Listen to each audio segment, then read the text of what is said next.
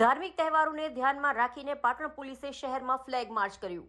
આગામી સમયમાં રમઝાન ઈદ, રામનવમી, ચેટીચાંદ તેમજ ભગવાન પદ્મનાભની શોભાયાત્રાને ધ્યાનમાં રાખી પાટણ શહેરમાં કાયદો અને વ્યવસ્થાની સ્થિતિ જળવાઈ રહે તે માટે પાટણ પોલીસ દ્વારા શહેરના વિવિધ વિસ્તારોમાં ફ્લેગ માર્ચ કરવામાં આવી હતી।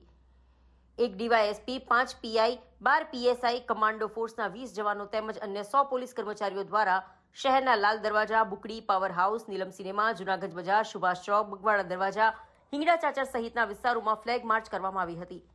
પાટણ શહેરના મુખ્ય માર્ગ પર પોલીસ કાફલો અને વાહનોના સાયરન થતા લોકોને તેને જોવા એકત્ર થયા હતા। ફ્લેગ માર્ચ બાદ કોમ્પિંગ, ધાબા ચેકિંગ, હોટલ ચેકિંગ સહિતની કામગીરી પોલીસ દ્વારા હાથ ધરવામાં આવનારું ડીવાયએસપી પંડ્યાએ જણાવ્યું હતું। અત્યારે રમઝાન માસ ચાલી રહ્યો છે અને આગામી સમયમાં રામનવમીનો તહેવાર છે, ચેટીચાંદનો તહેવાર છે અને પદ્મનાભ ભગવાનની પણ યાત્રા નીકળવાની છે।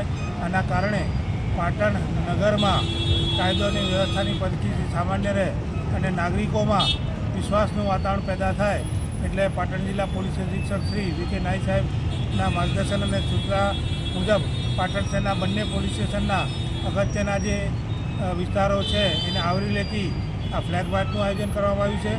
એમાં ડીવાયએસપી, 5 પીઆઈ, 12 પીએસઆઈ, અમારા જે કમાન્ડો ફોર્સના 20 જવાનો અને બાકી 100 જેટલા અમારા બીજા જવાનો અને અમારા 10 વાહનો છે એની સાથે આજે ફ્લેગ માર્ચનું આયોજન કરવામાં આવ્યું છે।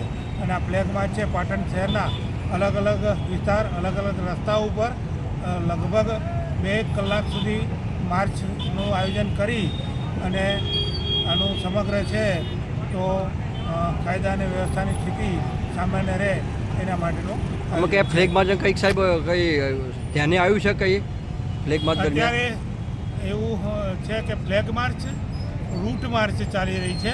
આમાં ખાલી અમારે એરિયા ડોમિનેશન કરવાનું હોય અને સામાન્ય નાગરિકોમાં વિશ્વાસનું વાતાવરણ પેદા કરવાનું હોય। બાકી તમે જે પૂછો છો એના માટે અલગથી કોમ્બિંગ છે, ધાબા ચેકિંગ છે, હથિયાર ચેકિંગ છે, હોટલો ચેકિંગ છે અને આ બધી કાર્યવાહી કરવામાં આવશે।